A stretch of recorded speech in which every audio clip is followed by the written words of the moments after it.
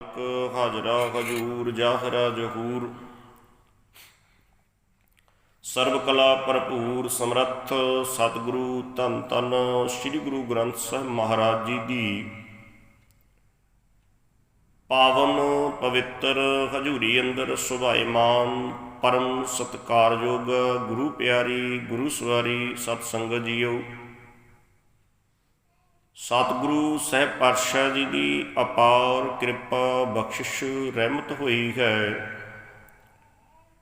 ਅੰਮ੍ਰਿਤ ਵੇਲੇ ਦਾ ਸੁਭਾਗਾ ਸਮਾਂ ਪ੍ਰਾਪਤ ਹੋਇਆ ਹੈ। ਗੁਰੂ ਕੀ ਬਾਣੀ ਨਾਲ ਜੁੜਨ ਦਾ ਸੁਭਾਗ ਪ੍ਰਾਪਤ ਹੋਇਆ ਹੈ।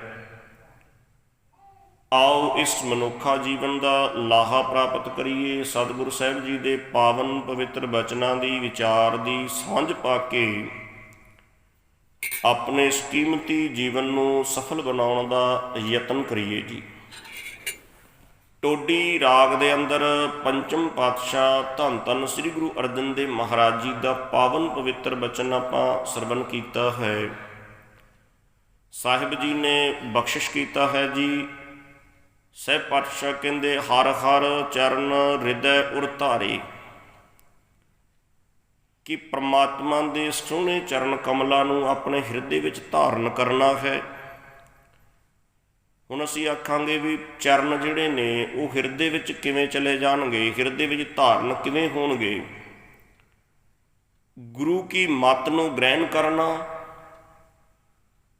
ਗੁਰੂ ਕੇ ਨਿਯਮ ਗੁਰੂ ਕੀ ਮਰਜ਼ਾਦਾ ਨੂੰ ਆਪਣੇ ਜੀਵਨ 'ਚ ਲਾਗੂ ਕਰ ਲੈਣਾ, ਗੁਰੂ ਕੀ ਮੱਤ ਨੂੰ ਆਪਣੇ ਜੀਵਨ ਦੇ ਵਿੱਚ ਗ੍ਰਹਿਣ ਕਰ ਲੈਣਾ, ਗੁਰੂ ਦੇ ਦੱਸੇ ਹੋਏ ਬਚਨਾਂ 'ਤੇ ਪਹਿਰਾ ਦੇਣਾ ਹੀ ਸਮਝ ਲਓ ਗੁਰੂ ਕੇ ਅਸਲ ਚਰਨ ਨੇ ਜੋ ਸਾਡੇ ਹਿਰਦੇ ਵਿੱਚ ਵਸ ਗਏ। ਜਿਸ ਤਰ੍ਹਾਂ ਬੱਚਾ ਵਿੱਦਿਆ ਪੜ੍ਹਦਾ ਹੈ, ਪੜ੍ਹਾਈ ਕਰਦਾ ਹੈ, ਬਹੁਤ ਸਾਰੀਆਂ ਉਹਨੂੰ ਕਿਤਾਬਾਂ ਪੜ੍ਹਨੀਆਂ ਪੈਂਦੀਆਂ ਨੇ। ਮਾਸਟਰ ਜਿਹੜਾ ਹੈ, ਟੀਚਰ ਜਿਹੜਾ ਹੈ, ਬੜੇ ਤਰੀਕੇ ਨਾਲ ਉਸ ਨੂੰ ਸਮਝਾਉਂਦਾ ਹੈ ਵੀ ਜੇ ਤੂੰ ਇਮਤਿਹਾਨ ਦੇ ਵਿੱਚ ਬੈਠਣਾ ਹੈ ਤਾਂ ਜਿਹੜੀ ਚੀਜ਼ ਤੈਨੂੰ ਅੱਜ ਦੱਸੀ ਜਾ ਰਹੀ ਹੈ ਇਸ ਨੂੰ ਚੰਗੀ ਤਰ੍ਹਾਂ ਆਪਣੇ ਹਿਰਦੇ ਵਿੱਚ, ਆਪਣੇ ਦਿਮਾਗ ਵਿੱਚ ਬਿਠਾ ਲੈ ਕਿ ਜਦੋਂ ਇਮਤਿਹਾਨ ਆਏਗਾ ਉੱਥੇ ਤੇਰੇ ਕੋਲੇ ਕੋਈ ਕਿਤਾਬ ਨਹੀਂ ਹੋਏਗੀ, ਉੱਥੇ ਤੇਰੇ ਕੋਲੇ ਕੋਈ ਕਾਪੀ ਨਹੀਂ ਹੋਏਗੀ, ਉੱਥੇ ਤੇਰੇ ਕੋਲੇ ਇਹਦਾ ਕੋਈ ਨਕਲ ਨਹੀਂ ਹੋਏਗੀ। ਉੱਥੇ ਕੇਵਲ ਜਿਹੜਾ ਤੇਰੇ ਹਿਰਦੇ ਵਿੱਚ ਵਸਿਆ, ਜੋ ਤੂੰ ਅੱਜ ਚੇਤੇ ਕਰ ਲਿਆ, ਜਿਸ ਨੂੰ ਤੂੰ ਅੱਜ ਆਪਣੇ ਅੰਦਰ ਪੱਕਾ ਕਰ ਲਿਆ, ਉਹੀ ਉੱਥੇ ਤੇਰੇ ਕੋਲ ਹੋਏਗਾ। ਉਸੇ ਨੂੰ ਤੂੰ ਲਿਖ ਕੇ ਇਮਤਿਹਾਨ ਵਿੱਚੋਂ ਪਾਸ ਹੋ ਸਕਦਾ ਹੈ। ਇਸੇ ਤਰ੍ਹਾਂ ਹੀ ਸਤਿਗੁਰੂ ਸਾਹਿਬ ਮਹਾਰਾਜ ਦੀ ਪਾਵਨ ਬਾਣੀ ਨੇ ਕਿਹਾ ਜੀ, ਜੋ ਪ੍ਰਮਾਤਮਾ ਦੀ ਮੱਤ ਹੈ, ਅਕਾਲ ਪੁਰਖ ਜੋ ਸਾਨੂੰ ਮੱਤ ਦੇ ਕੇ ਭੇਜੀ ਹੈ, ਸਤਿਗੁਰੂ ਜੀ ਨੇ ਸਾਨੂੰ ਚੰਗੇ ਕਰਮ ਕਰਨ ਵਾਸਤੇ ਮੱਤ ਦਿੱਤੀ ਹੈ। ਦੇਖੋ ਸਰੀਰ ਇਕੱਲਾ ਮਾਇਨੇ ਨਹੀਂ ਰੱਖਦਾ, ਸਰੀਰ ਤੇ ਪਸ਼ੂ ਕੋਲ ਵੀ ਹੈ, ਸਰੀਰ ਤੇ ਪੰਛੀ ਕੋਲ ਵੀ ਹੈ, ਸਰੀਰ ਤੇ ਸਮਝ ਲਓ ਪੇੜ ਪੌਦੇ ਨੇ ਇਹਨਾਂ ਕੋਲੇ ਵੀ ਹੈ, ਪਾਣੀ ਵਿੱਚ ਰਹਿਣ ਵਾਲੇ ਜੀਵ ਜੰਤੂਆਂ ਕੋਲੇ ਵੀ ਹੈ।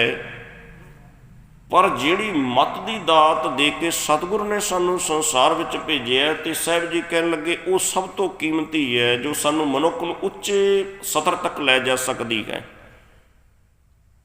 ਸਾਹਿਬ ਜੀ ਨੇ ਕਹਿਣਾ ਜੀ, ਸਿੱਖਾਂ ਦਾ ਮਨ ਨੀਵਾਂ ਮੱਤ ਉੱਚੀ, ਮੱਤ ਹੀ ਉੱਚੀ ਕਰਨੀ, ਭਾਵ ਮੱਤ ਗੁਰੂ ਕੇ ਦੱਸੇ ਹੋਏ ਨਿਯਮ ਮੁਤਾਬਕ ਉੱਚੀ ਹੋਏਗੀ।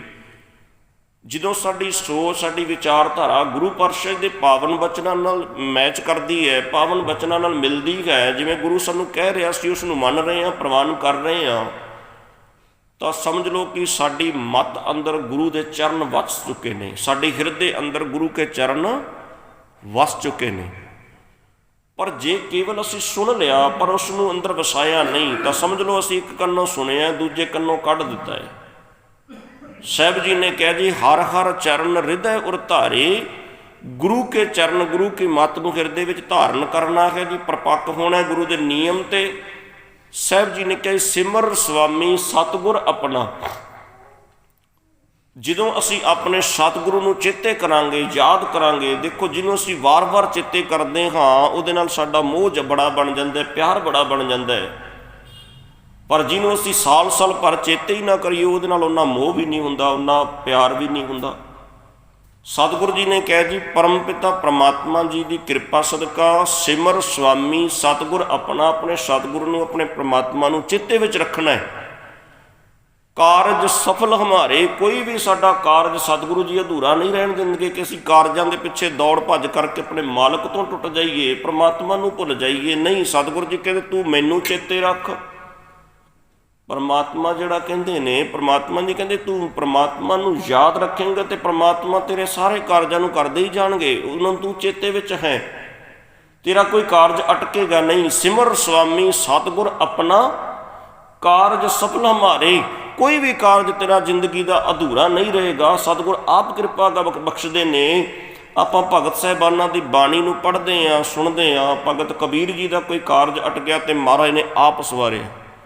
ਭਗਤ ਨਾਮਦੇਵ ਜੀ ਦੀ ਝੌਂਪੜੀ ਨੂੰ ਅੱਗ ਲੱਗੀ ਤੇ ਭਗਤ ਨਾਮਦੇਵ ਜੀ ਦੀ ਝੌਂਪੜੀ ਆਪ ਬਣਾਈ। ਭਗਤ ਧੰਨਾ ਦੀ ਜੇ ਪਸ਼ੂ ਜਿਹੜੇ ਸਨ ਉਹਨਾਂ ਕੋਲ ਨਹੀਂ ਸਮਾਂ ਸੀ ਚਾਰਨ ਵਾਸਤੇ, ਤੇ ਪ੍ਰਮਾਤਮਾ ਨੇ ਆਪ ਕਿਰਪਾ ਕੀਤੀ ਹੈ। ਭਗਤ ਰਵਿਦਾਸ ਜੀ ਦੇ ਕਾਰਜਾਂ ਨੂੰ ਸਵਾਰਿਆ। ਜਿੰਨੇ ਵੀ ਭਗਤ ਹੋਏ ਜਿਨ੍ਹਾਂ ਨੇ ਪ੍ਰਮਾਤਮਾ ਦੇ ਨਾਲ ਆਪਣੇ ਮਨ ਬਿਰਤੀ ਨੂੰ ਜੋੜਿਆ, ਸਾਹਿਬ ਜੀ ਨੇ ਕੋਈ ਉਹਨਾਂ ਦੇ ਜੀਵਨ ਦਾ ਕਾਰਜ ਅਧੂਰਾ ਨਹੀਂ ਰਹਿਣ ਦਿੱਤਾ। ਪਰ ਬਸ ਇਹ ਹੈ ਵੀ ਮੰਗ ਕਦੇ ਭਗਤਾਂ ਨੇ ਨਹੀਂ ਰੱਖੀ। ਜਿੰਨੇ ਵੀ ਭਗਤ ਹੋਏ ਕਿਸੇ ਨੇ ਮੰਗਿਆ ਨਹੀਂ, ਮੰਗ ਨਹੀਂ ਰੱਖੀ ਕਿ ਮਹਾਰਾਜ ਮੇਰੀ ਆਹ ਮੰਗ ਹੈ। ਪਰਮਾਤਮਾ ਨੂੰ ਆਪ ਹੀ ਚੇਤੇ ਵਿੱਚ, ਆਪ ਹੀ ਉਹਨਾਂ ਦੇ ਕਾਰਜਾਂ ਨੂੰ ਸਵਾਰਿਆ ਮਾਲਕ ਨੇ। ਸਾਹਿਬ ਜੀ ਨੇ ਰਹਾਉ ਤੋਂ ਬਾਅਦ ਬਚਨ ਬਖਸ਼ਿਆ ਜੀ।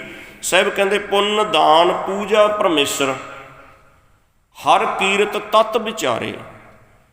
ਹੁਣ ਅਸੀਂ ਕੇਵਲ ਪੂਜਾ ਕਿਹਨੂੰ ਕਹਿੰਦੇ ਜੀ? ਘਰ ਵਿੱਚ ਅਸੀਂ ਕੋਈ ਵਿਸ਼ੇਸ਼ ਤਸਵੀਰ ਲਾਈ ਹੈ, ਚਲੋ ਅਸੀਂ ਕਹਿ ਦਿੰਦੇ ਵੀ ਸਾਡੇ ਗੁਰੂ ਸਾਹਿਬਾਨ ਦੀ ਤਸਵੀਰ ਹੈ ਜਾਂ ਕਿਸੇ ਭਗਵਾਨ ਦੀ ਤਸਵੀਰ ਲੱਗੀ, ਅਸੀਂ ਉੱਥੇ ਧੂਪ ਬੱਤੀ ਕਰ ਦਿੱਤੀ, ਅਸੀਂ ਜੋਤ ਜਗਾ ਦਿੱਤੀ, ਅਸੀਂ ਕਹਿ ਦਿੰਦੇ ਪੂਜਾ ਕਰ ਦਿੱਤੀ। ਸਾਹਿਬ ਜੀ ਦੀ ਬਾਣੀ ਕਹਿੰਦੀ ਨਹੀਂ ਭਾਈ, ਇਹ ਪੂਜਾ ਅਸਲ ਨਹੀਂ ਹੈ। ਅਸਲ ਪੂਜਾ ਕੀ ਹੈ? ਸਾਹਿਬ ਜੀ ਨੇ ਇੱਥੋਂ ਤੱਕ ਵੀ ਕਹਿ ਦਿੱਤਾ, ਅਸੀਂ ਬਾਣੀ ਨੂੰ ਪੜ੍ਹਾਂਗੇ ਨਾ ਉਦੋਂ ਹੀ ਅਸਲ 'ਚ ਪੂਜਾ ਹੋਏਗੀ। ਭਾਵ ਜਿਵੇਂ ਅਸੀਂ ਬਾਣੀ ਨੂੰ ਵਿਚਾਰਾਂਗੇ, ਸੁਣਾਂਗੇ, ਜਿਵੇਂ ਅੱਜ ਬੈਠੇ ਹਾਂ ਸਤ ਸੰਗਤ ਵਿੱਚ ਬੈਠ ਕੇ ਗੁਰੂ ਕੇ ਬਚਨਾਂ ਨੂੰ ਸਰਵਣ ਕਰ ਰਹੇ ਹਾਂ, ਗੁਰੂ ਕੀ ਬਾਣੀ ਨੂੰ ਵਿਚਾਰ ਰਹੇ ਹਾਂ, ਸਮਝ ਲਓ ਇਹ ਅਸਲ ਪੂਜਾ ਹੈ। ਕੱਲਾ ਇਹ ਨਹੀਂ ਕਿ ਸਤਿਗੁਰੂ ਸਾਹਿਬ ਜੀ ਤੇ ਰੁਮਾਲਾ ਸਾਹਿਬ ਪਾਏ ਹੋਏ ਨੇ ਤੇ ਅਸੀਂ ਆਏ ਮੱਥਾ ਟੇਕਿਆ ਤੇ ਮੱਥਾ ਟੇਕ ਕੇ ਚਲੇ ਗਏ। ਸਾਹਿਬ ਜੀ ਨੇ ਕਿਹਾ ਨਹੀਂ ਭਾਈ, ਮਹਾਰਾਜ ਦੀ ਬਾਣੀ ਕਹਿੰਦੀ ਡਿੱਠੇ ਮੁਕਤ ਨਾ ਹੋਵੇ ਜਿਚਰ ਸ਼ਬਦ ਨਾ ਕਰੀ ਵਿਚਾਰ। ਜਿੰਨਾ ਤੱਕ ਸ਼ਬਦ ਦੀ ਵਿਚਾਰ ਨਹੀਂ ਕਰਦੇ, ਬਾਣੀ ਨੂੰ ਇਕੱਲਿਆ ਵੇਖਣ ਨਾਲ ਨਹੀਂ, ਜੇ ਰੁਮਾਲਾ ਸਾਹਿਬ ਪਾਇਆ ਇਕੱਲੇ ਵੇਖਣ ਨਾਲ ਮੁਕਤੀ ਨਹੀਂ। ਸਾਹਿਬ ਜੀ ਕਹਿੰਦੇ ਬਾਣੀ ਨੂੰ ਪੜ੍ਹਨਾ, ਸੁਣਨਾ ਤੇ ਵਿਚਾਰਨਾ। ਜਿਵੇਂ ਆਪਾਂ ਰੋਜ਼ ਹੀ ਬੈਠ ਕੇ ਵਿਚਾਰਦੇ ਹਾਂ, ਆਪਾਂ ਰੋਜ਼ ਵਿਚਾਰ ਕਰਦੇ ਹਾਂ ਗੁਰਬਾਣੀ ਦੀ। ਸੋ ਸਾਹਿਬ ਕਹਿਣ ਲੱਗੇ ਅਸਲ ਪੂਜਾ ਕਿਹੜੀ ਹੈ ਜੀ? ਪੁੰਨ ਦਾਨ ਪੂਜਾ ਪਰਮੇਸ਼ਰ, ਹਰ ਕੀਰਤ ਤਤ ਵਿਚਾਰੇ। ਸਭ ਤੋਂ ਵੱਡਾ ਪੁੰਨ ਦਾਨ ਪੂਜਾ ਪਰਮੇਸ਼ਰ ਦੀ ਹੈ ਜੀ। ਹਰ ਕੀਰਤ, ਕੀਰਤ ਕਹਿੰਦੇ ਕੀਰਤਨ ਨੂੰ। ਕੀਰਤਨ ਦਾ ਭਾਵ ਹੈ ਜੀ ਵਡਿਆਈ, ਪ੍ਰਮਾਤਮਾ ਦੀ ਸਿਫਤ, ਪ੍ਰਮਾਤਮਾ ਦੀ ਸਲਾਹ ਕਰਨੀ, ਪ੍ਰਮਾਤਮਾ ਦੀ ਵਡਿਆਈ ਕਰਨੀ।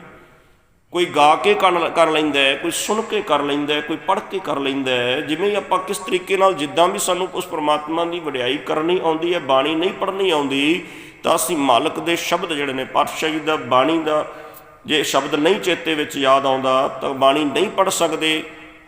ਤਾਂ ਸਾਹਿਬ ਕਹਿਣ ਲੱਗੇ ਫਿਰ ਤੂੰ ਉਸ ਮਾਲਕ ਦੀ ਵਡਿਆਈ ਕਿਵੇਂ ਕਰੇਂਗਾ? ਭਾਵ ਵਾਹਿਗੁਰੂ ਨੂੰ ਚੇਤੇ ਕਰਨਾ।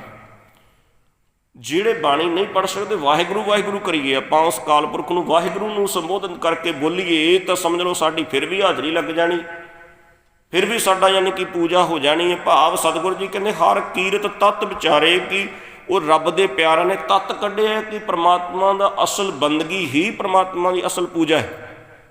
ਸਾਹਿਬ ਜੀ ਨੇ ਅਗਲਾ ਬਚਨ ਕਿਹਾ, ਮਹਾਰਾਜ ਕਹਿੰਦੇ ਗੁਣ ਗਾਵਤ ਅਤੁੱਲ ਸੁਖ ਪਾਇਆ ਠਾਕੁਰ ਅਗੰਮ ਅਪਾਰੇ। ਪਰਮਾਤਮਾ ਦੇ ਗੁਣ ਗਾਉਂਦਿਆਂ ਅਤੁੱਲ ਸੁੱਖ ਦਾ ਭਾਵ ਹੈ ਜਿਹਨੂੰ ਕੋਈ ਤੋਲਿਆ ਨਹੀਂ ਜਾ ਸਕਦਾ। ਪਰਮਾਤਮਾ ਇੰਨੇ ਸੁੱਖਾਂ ਦੀਆਂ ਦਾਤਾਂ ਦੇ ਸਕਦਾ ਹੈ, ਪਰ ਜੇ ਕਿਤੇ ਅਸੀਂ ਆਪਣਾ ਮਨ ਬਿਰਤੀ ਕਰਕੇ ਮਾਲਕ ਦੇ ਨਾਲ ਜੁੜਾਂਗੇ ਤਾਂ ਸਾਹਿਬ ਜੀ ਕਹਿੰਦੇ ਅਸੀਂ ਗੁਣ ਗਾਉਣੇ ਤੇ ਸ਼ੁਰੂ ਕਰੀਏ, ਅਸੀਂ ਉਸ ਮਾਰਗ ਤੇ ਰਸਤੇ ਤੇ ਚੱਲੀਏ ਤੇ ਸਹੀ ਸਤਿਗੁਰ ਆਪ ਕਿਰਪਾ ਕਰ ਦਿੰਦੇ ਨੇ। ਸਾਹਿਬ ਜੀ ਕਹਿੰਦੇ ਗੁਣ ਗਾਵਤ ਅਤੁੱਲ ਸੁਖ ਪਾਇਆ, ਜਿਹਨੂੰ ਤੁਲਨਾ ਨਹੀਂ ਕੀਤੀ ਜਾ ਸਕਦੀ ਕਿਸੇ ਹੋਰ ਵਸਤੂ ਦੇ ਨਾਲ, ਜਿਹਨੂੰ ਤੋਲਿਆ ਨਹੀਂ ਜਾ ਸਕਦਾ। ਐਸੇ ਸੁੱਖਾਂ ਦੀਆਂ ਦਾਤਾਂ ਠਾਕੁਰ ਪਰਮਾਤਮਾ ਜੀ ਆਪ ਬਖਸ਼ ਦਿੰਦੇ ਨੇ। ਪਰ ਜਦੋਂ ਅਸੀਂ ਬੰਦਗੀ ਕਰਾਂਗੇ, ਜਦੋਂ ਅਸੀਂ ਨਾਮ ਜਪਾਂਗੇ, ਉਸ ਮਾਲਕ ਦੇ ਗੁਣਾਂ ਨੂੰ ਗਾਵਾਂਗੇ, ਇਹ ਦਾਤਾਂ ਉਦੋਂ ਮਿਲਣਗੀਆਂ, ਉਦੋਂ ਸਾਡੇ ਇਹ ਭਾਗ ਜਾਗਣਗੇ। ਸਾਹਿਬ ਜੀ ਨੇ ਕਿਹਾ ਜੋ ਜਨ ਪਾਰ ਬ੍ਰਹਮ ਆਪਣੇ ਕੀਨੇ ਤਿਨ ਕਾ ਬਹੁਰ ਕ੍ਰਿਸ਼ਨਾ ਵਿਚਾਰੇ। ਜਿਨ੍ਹਾਂ ਤੇ ਸਤਿਗੁਰ ਨੇ ਕਿਰਪਾ ਕਰ ਦਿੱਤੀ ਜੀ, ਜਿਨ੍ਹਾਂ ਨੇ ਆਪਣੇ ਮਨ ਬਿਰਤੀਆਂ ਨੂੰ ਅਕਾਲ ਪੁਰਖ ਨਾਲ ਜੋੜ ਲਿਆ, ਜਿਨ੍ਹਾਂ ਨੇ ਆਪਣੇ ਤਨ ਮਨ ਧਨ ਨੂੰ ਸਤਿਗੁਰ ਦੇ ਚਰਨਾਂ 'ਚ ਰੱਖ ਕੇ ਕਹਿ ਦਿੱਤਾ ਮਹਾਰਾਜ ਸੱਚੇ ਪਾਤਸ਼ਾਹ ਜੀ ਤਨ ਮਨ ਧਨ ਸਭ ਸੌਂਪ ਗੁਰ ਕੋ ਹੁਕਮ ਮੰਨੀਏ ਪਾਈਏ। ਜਿਨ੍ਹਾਂ ਨੇ ਸਤਿਗੁਰ ਦੇ ਹੁਕਮ ਨੂੰ ਮੰਨਣਾ ਪ੍ਰਵਾਨ ਕਰ ਲਿਆ, ਜਿਨ੍ਹਾਂ ਨੇ ਸਤਿਗੁਰ ਦੇ ਹੁਕਮ ਨੂੰ ਮੰਨਣਾ ਸ਼ੁਰੂ ਕਰ ਦਿੱਤਾ ਹੈ, ਸਾਹਿਬ ਜੀ ਕਹਿੰਦੇ ਜੋ ਜਨ ਪਾਰ ਬ੍ਰਹਮ ਆਪਣੇ ਕੀਨੇ ਤਿਨ ਕਾ ਬਹੁਰ ਕੁਛ ਨਾ ਵਿਚਾਰੇ। ਉਹਨਾਂ ਦਾ ਜਿਹੜਾ ਲੇਖਾ ਜੋਖਾ ਜ਼ਿੰਦਗੀ ਦਾ, ਸਾਹਿਬ ਜੀ ਕਹਿਣ ਲੱਗੇ ਉਹਨਾਂ ਦਾ ਕੋਈ ਲੇਖਾ ਜੋਖਾ ਨਹੀਂ ਪੁੱਛਿਆ ਜਾਂਦਾ। ਉਹ ਸਤਿਗੁਰ ਸੱਚੇ ਪਾਤਸ਼ਾਹ ਜੀ ਉਹਨੂੰ ਮੁਕਤ ਕਰ ਦਿੰਦੇ ਨੇ। ਅੰਤ ਕਾਲ ਨਾਰਾਇਣ ਸਿਮਰੈ ਐਸੀ ਚਿੰਤਾ ਮਹਿ ਜੇ ਮਰੈ। ਬਦਤ ਤਰਲੋਚਨ ਤੇ ਨਰ ਮੁਕਤਾ ਪਿਤੰਬਰ ਵਾਂਕੈ ਹਿਰਦੈ ਬਸੇ। ਸਾਹਿਬ ਜੀ ਕਹਿਣ ਲੱਗੇ ਜੋ ਅੰਤ ਦੇ ਸਮੇਂ ਵਿੱਚ ਵੀ ਪ੍ਰਮਾਤਮਾ ਨੂੰ ਆਪਣੀ ਜੇਬਾਂ ਤੋਂ, ਰਸਨਾ ਤੋਂ, ਹਿਰਦੇ ਤੋਂ ਚੇਤੇ ਕਰ ਲੈਂਦਾ ਹੈ। ਸਾਹਿਬ ਕਹਿਣ ਲੱਗੇ ਉਹਨਾਂ ਦਾ ਅੰਤ ਕਾਲ ਵੀ ਸਵਰ ਜਾਂਦਾ ਹੈ। ਅੰਤ ਦੇ ਸਮੇਂ ਵੀ ਸਤਿਗੁਰ ਸੱਚੇ ਪਾਤਸ਼ਾਹ ਕਿਰਪਾ ਕਰ ਦਿੰਦੇ, ਉਹਨਾਂ ਨੂੰ ਮੁਕਤੀ ਦੀ ਦਾਤ ਬਖਸ਼ ਦਿੰਦੇ ਨੇ। ਸਾਹਿਬ ਜੀ ਨੇ ਕਿਹਾ ਜੋ ਜਨ ਪਾਰ ਬ੍ਰਹਮ ਆਪਣੇ ਕੀਨੇ ਤਿਨ ਕਾ ਬਹੁਰ ਕੁਛ ਨਾ ਵਿਚਾਰੇ। ਉਹਨਾਂ ਦਾ ਕੋਈ ਲੇਖਾ ਜੋਖਾ ਨਹੀਂ ਪੁੱਛਿਆ ਜਾਂਦਾ। ਉਹ ਲੇਖੇ ਲੋਖੇ ਤੋਂ ਪਾਰੇ ਹੋ ਜਾਂਦੇ ਕਿ ਉਹਨਾਂ ਦਾ ਲੇਖਾ ਪ੍ਰਮਾਤਮਾ ਜੀ ਆਪ ਹੀ ਕੱਟ ਦਿੰਦੇ ਨੇ। ਉਹਨਾਂ ਦਾ ਜੰਮਣ ਮਰਨ ਦਾ ਗੇੜ ਕੱਟਿਆ ਜਾਂਦਾ ਹੈ। ਵਾਰ-ਵਾਰ ਜੰਮਣਾ, ਵਾਰ-ਵਾਰ ਮਰਨਾ, ਸੰਸਾਰ 'ਤੇ ਆਉਣਾ, ਇਹ ਜੰਮਣ ਮਰਨ ਦਾ ਗੇੜ ਸਤਿਗੁਰੂ ਜੀ ਖਤਮ ਕਰ ਦਿੰਦੇ ਨੇ, ਜਿਹੜੇ ਪ੍ਰਮਾਤਮਾ ਨੇ ਜਿਨ੍ਹਾਂ ਨੇ ਆਪ ਕਿਰਪਾ ਕੀਤੀ ਹੈ। ਸਾਹਿਬ ਜੀ ਕਹਿੰਦੇ ਨਾਮ ਰਤਨ ਸੁਣ ਜਪ ਜਪ ਜੀਵਾਂ ਹਰ ਨਾਨਕ ਕੰਠ ਮੁਝਾਰੇ। ਸਤਿਗੁਰ ਸੱਚੇ ਪਾਤਸ਼ਾਹ ਜੀ ਤੁਹਾਡਾ ਨਾਮ ਰੂਪੀ ਰਤਨ ਜਿਹੜਾ ਹੈ ਨਾ ਜੀ, ਇਹਨੂੰ ਜਪ ਜਪ ਕੇ ਮੈਨੂੰ ਜਿਹੜਾ ਜੀਵਨ ਮਿਲਦਾ, ਮੈਂ ਜੀਵਤ ਹਾਂ। ਭਾਵ ਸਾਡੀ ਆਤਮਾ ਰੂਪੀ ਆਤਮਕ ਮੌਤ ਨਹੀਂ ਹੋਈ। ਸਰੀਰ ਨੇ ਚਲੋ ਸਮਾਂ ਹੈ, ਸਰੀਰ ਦਾ ਆਪੋ ਆਪਣੇ ਸਮੇਂ ਮੁਤਾਬਕ ਸਭ ਸਰੀਰਾਂ ਨੇ ਚਲਿਆ ਜਾਣਾ ਹੁੰਦਾ ਹੈ, ਕਿਉਂਕਿ ਸਰੀਰ ਦੀ ਉਮਰ ਪ੍ਰਮਾਤਮਾ ਨੇ ਜਿੰਨੀ ਬਖਸ਼ੀ ਉਹਦੀ ਲਿਮਟ ਹੈ। ਕੋਈ ਪ੍ਰਮਾਤਮਾ ਨੇ ਕਿਸੇ ਨੂੰ 100 ਸਾਲ ਹੈ, ਕਿਸੇ ਨੂੰ 60 ਸਾਲ ਹੈ, ਕਿਸੇ ਨੂੰ 50 ਸਾਲ ਹੈ, ਆਪਣੀ ਉਮਰ ਮੁਤਾਬਕ ਜਾਣਾ ਹੈ। ਪਰ ਸਤਿਗੁਰੂ ਜੀ ਕਹਿੰਦੇ ਜਿਹੜੀ ਆਤਮਕ ਮੌਤ ਹੈ ਉਹ ਤੇ ਹਰੇਕ ਬੰਦਾ ਸਹਿੜੀ ਬੈਠਾ ਹੈ। ਪ੍ਰਮਾਤਮਾ ਨਾਲ ਟੁੱਟ ਜਾਣਾ, ਪ੍ਰਮਾਤਮਾ ਦੀ ਬੰਦਗੀ ਤੋਂ ਦੂਰ ਹੋ ਜਾਣਾ, ਪ੍ਰਮਾਤਮਾ ਦੇ ਨਿਯਮ ਮਰਜ਼ਾਦਾ ਤੋਂ ਦੂਰ ਹੋ ਜਾਣਾ, ਸਮਝ ਲਓ ਆਤਮਕ ਮੌਤ ਹੈ। ਤੇ ਸਤਿਗੁਰੂ ਜੀ ਕਹਿੰਦੇ ਜਿਹੜੇ ਰੱਬ ਨੂੰ ਚੇਤੇ ਕਰਦੇ, ਜਿਹੜੇ ਪ੍ਰਮਾਤਮਾ ਨੂੰ ਸਿਮਰਦੇ ਨੇ, ਸਮਝ ਲਓ ਉਹਨਾਂ ਨੂੰ ਆਤਮਕ ਮੌਤ ਨਹੀਂ ਆਉਂਦੀ ਕਦੇ ਵੀ। ਉਹ ਜੀਵਤ ਰਹਿੰਦੇ, ਆਤਮਕ ਤੌਰ 'ਤੇ ਸਦਾ ਹੀ ਜੀਵਤ ਨੇ। ਭਗਤ ਰਵਿਦਾਸ ਜੀ ਜੀਵਤ ਨੇ, ਭਗਤ ਕਬੀਰ ਜੀ ਜੀਵਤ ਨੇ, ਭਗਤ ਨਾਮਦੇਵ ਜੀ ਜੀਵਤ ਨੇ। ਜਿੰਨੇ ਗੁਰਸਿੱਖ ਨੇ ਜਿਨ੍ਹਾਂ ਨੂੰ ਆਪਾਂ ਚੇਤੇ ਵਿੱਚ ਕਰਦੇ ਹਾਂ, ਵਾਰ-ਵਾਰ ਯਾਦ ਕਰਦੇ ਹਾਂ, ਸਮਝ ਲਓ ਉਹ ਆਤਮਕ ਤੌਰ 'ਤੇ ਜੀਵਤ ਨੇ, ਉਹਨਾਂ ਦੀ ਆਤਮਕ ਮੌਤ ਨਹੀਂ ਹੋਈ। ਸਾਹਿਬ ਜੀ ਨੇ ਕਿਹਾ ਜੀ ਨਾਮ ਰਤਨ ਸੁਣ ਜਪ ਜਪ ਜੀਵਾਂ। ਪਾਤਸ਼ਾਹ ਜੀ ਤੁਹਾਡੇ ਇਸ ਨਾਮ ਰਤਨ ਨੂੰ ਜਪ ਕੇ ਸਾਨੂੰ ਜੀਵਨ ਮਿਲਦਾ ਜੀ। ਹਰ ਨਾਨਕ ਕੰਠ ਮੁਝਾਰੇ, ਸਾਡੇ ਗਲੇ ਦੇ ਅੰਦਰ ਪਾਤਸ਼ਾਹ ਜੀ ਤੁਹਾਡਾ ਨਾਮ ਜਿਹੜਾ ਨਾਮ ਰੂਪੀ ਰਤਨ ਹੈ ਜੀ ਉਹ ਪੱਕਾ ਹੋ ਜਾਏ, ਸਾਡੇ ਗਲੇ ਅੰਦਰ ਵਸ ਜਾਏ। ਰਤਨ ਕੰਠ ਦੇ ਵਿਚਕਾਰ ਅਸੀਂ ਪਰੋ ਲਈਏ। ਜਿਸ ਤਰ੍ਹਾਂ ਆਪਾਂ ਮਣਕਾ ਪਰਾਉਂਦੇ ਹਾਂ ਨਾ ਧਾਗੇ ਵਿੱਚ, ਇਸੇ ਤਰ੍ਹਾਂ ਹੀ ਸਤਿਗੁਰੂ ਜੀ ਤੁਹਾਡਾ ਜਿਹੜਾ ਨਾਮ ਹੈ ਸਾਡੇ ਕੰਠ ਦੇ ਵਿੱਚ ਪਰੋਇਆ ਜਾਵੇ। ਭਾਵ ਤੁਰਦਿਆਂ ਫਿਰਦਿਆਂ ਸਾਡੇ ਗਲੇ 'ਚੋਂ, ਸਾਡੇ ਮੁੱਖ ਵਿੱਚੋਂ, ਸਾਡੇ ਹਿਰਦੇ 'ਚੋਂ ਆਵਾਜ਼ ਆਵੇ ਵਾਹਿਗੁਰੂ ਵਾਹਿਗੁਰੂ ਧੰਨ ਵਾਹਿਗੁਰੂ, ਇਹ ਆਵਾਜ਼ ਆਵੇ। ਸਤਿਗੁਰ ਕਿਰਪਾ ਕਰਿਓ ਜੀ, ਇਹ ਦਾਤ ਬਖਸ਼ਿਓ ਨਾਮ ਦੀ, ਬੰਦਗੀ ਦੀ, ਸੇਵਾ ਦੀ, ਸਿਮਰਨ ਦੀ, ਤੁਹਾਡੇ ਚਰਨਾਂ 'ਚ ਰੋਜ਼ ਹਾਜ਼ਰੀ ਭਰਨ ਦੀ, ਗੁਰੂ ਕੀ ਸੰਗਤ ਦੀ ਦਾਤ ਬਖਸ਼ਿਓ। ਸੰਗਤ ਵਿੱਚ ਬੈਠ ਕੇ ਅਸੀਂ ਆਪਣੇ ਜੀਵਨ ਨੂੰ ਉੱਚਾ ਤੇ ਸੁੱਚਾ ਕਰ ਸਕੀਏ। ਸਾਡਾ ਜੀਵਨ ਜਿਹੜਾ ਹੈ ਉਹ ਸੱਚੇ ਪਾਤਸ਼ਾਹ ਤੁਹਾਡੇ ਬਖਸ਼ੇ ਨਿਯਮ ਮਰਜ਼ਾਦਾ ਅਨੁਸਾਰ ਚੱਲ ਸਕੇ। ਇਤਨੀ ਕੁ ਕਿਰਪਾ ਬਖਸ਼ਿਸ਼ ਆਪ ਕਰਿਓ ਜੀ। ਸੋ ਸਤਿਗੁਰੂ ਸਾਹਿਬ ਜੀ ਦੇ ਪਾਵਨ ਹੁਕਮਾਂ ਦੀ ਵਿਚਾਰ ਆਪਾਂ ਕੀਤੀ ਹੈ। ਸਾਹਿਬ ਜੀ ਨੇ ਬੜੀ ਕਿਰਪਾ ਕੀਤੀ ਹੈ ਜੀ। ਇਸੇ ਤਰ੍ਹਾਂ ਹੀ ਸਤ ਸੰਗਤ ਵਿੱਚ ਬੈਠ ਕੇ ਸਾਨੂੰ ਸਾਰਿਆਂ ਨੂੰ ਗੁਰਮਤਿ ਵਿਚਾਰਧਾਰਾ ਦੀ ਦਾਤ ਬਖਸ਼ਦੇ ਰਹਿਣ। ਇਤਨੀਆਂ ਕੁ ਹਾਜ਼ਰੀਆਂ ਨੂੰ ਪ੍ਰਵਾਨ ਕਰਨਾ ਜੀ। ਵਾਹਿਗੁਰੂ ਜੀ ਕਾ ਖਾਲਸਾ, ਵਾਹਿਗੁਰੂ ਜੀ ਕੀ ਫਤਿਹ।